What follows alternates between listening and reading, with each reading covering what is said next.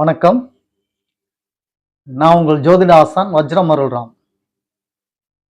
உறவுகளே, பணம்தான் இந்த உலகத்தில் பிரதானம் அப்படின்ற நிலை உருவாயிடுச்சு இல்லைங்களா?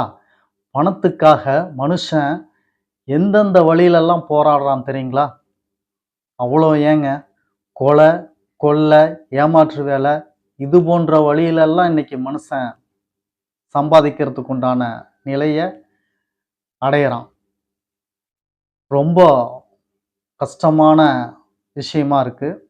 ரொம்ப பாவச் செயல் இது.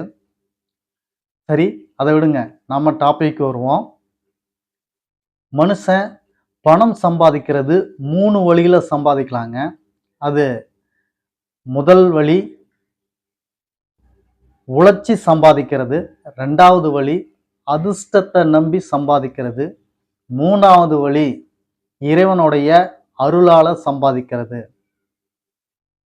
இதுல முதல்ல சொன்ன 2 வழியும் இன்றைக்கு மக்களிடத்துல நடைமுறையில இருக்கு. அதாவது உழைச்சி சம்பாதிக்கிறதும், அதிர்ஷ்டத்தை நம்பி அதிர்ஷ்டத்தின் வழியில சம்பாதிக்கிறதும், இது 2ம் இன்னைக்கு புழக்கத்துல இருக்கு. 3வதா இருக்கக்கூடிய இறைவன் அருளால சம்பாதிக்கிறது அப்படின்றது இன்னைக்கு நிறைய பேர்த்துக்கு தெரியாது. அந்த அளவுக்கு அவேர்னஸ் இல்லை. அதை பத்தின தகவல் தாங்க இந்த பதிவுல நம்ம பார்க்க போறோம். அதுக்கு முன்னாடி நம்ம சேனலை பத்தி, நம்ம சேனல்ல ஆன்மீக பணி, இல்லாதவர்களுக்கு நம்மால் முடிந்த உதவி, வேள்வி, ஹோமம் போன்ற நற்காரியங்கள்ல ஈடுபட்டுக்கிட்டு வரோம். அதுல உங்களையும் இணைச்சிக்கிறதுக்கு ஒரு எண்ணம். அதுக்கு நீங்க செய்ய வேண்டியதெல்லாம் ஒண்ணே ஒண்ணு, உங்களுடைய உறவுகள், சொந்தங்கள் மற்றும் அருகில் உள்ளவரிடம் நமது சேனலை சப்ஸ்கிரைப் செய்ய சொல்லுங்கள். நீங்க இன்னும் சப்ஸ்கிரைப் செய்யாம பார்த்துக்கிட்டு இருந்தீங்கன்னா உடனே சப்ஸ்கிரைப் பண்ணுங்க, பெல் பட்டன் அழுத்திக்கோங்க, லைக் பண்ணுங்க, ஷேர் பண்ணுங்க. வாங்க பதிவுக்குள்ளார போலாம்.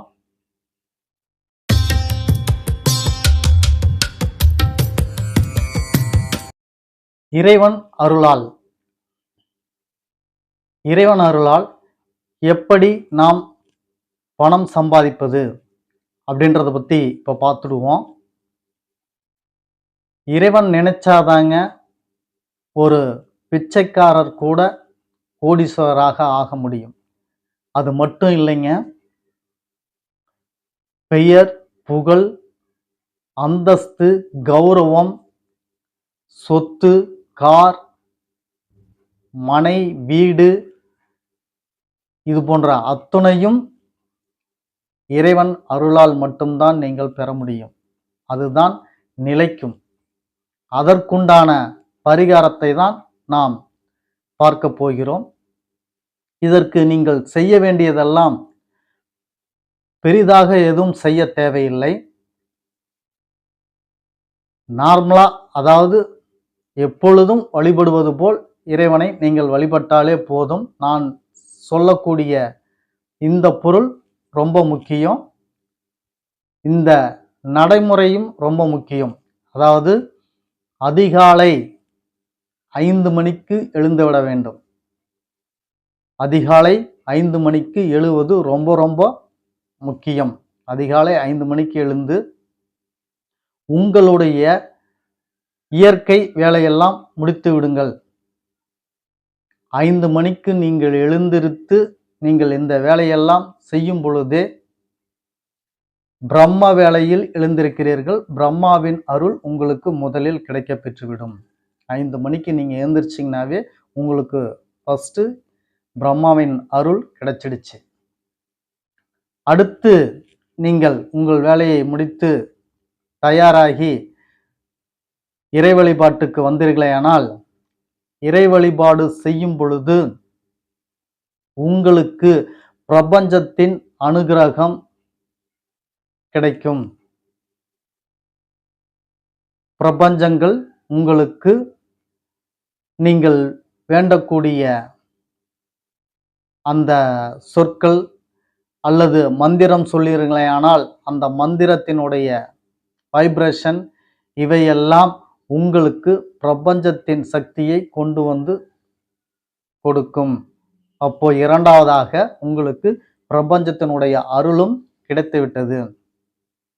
மூன்றாவதாக இறைவனை வழிபடும் பொழுது அதற்கு என்னென்ன தேவை என்று கேட்டீர்களானால்,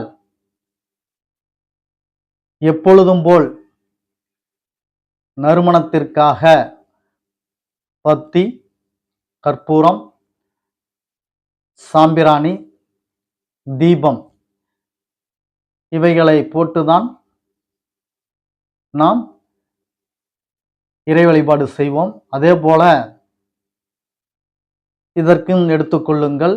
ஆனால் குங்குமமும் இனிப்பும் கட்டாயம் இருக்க வேண்டும்.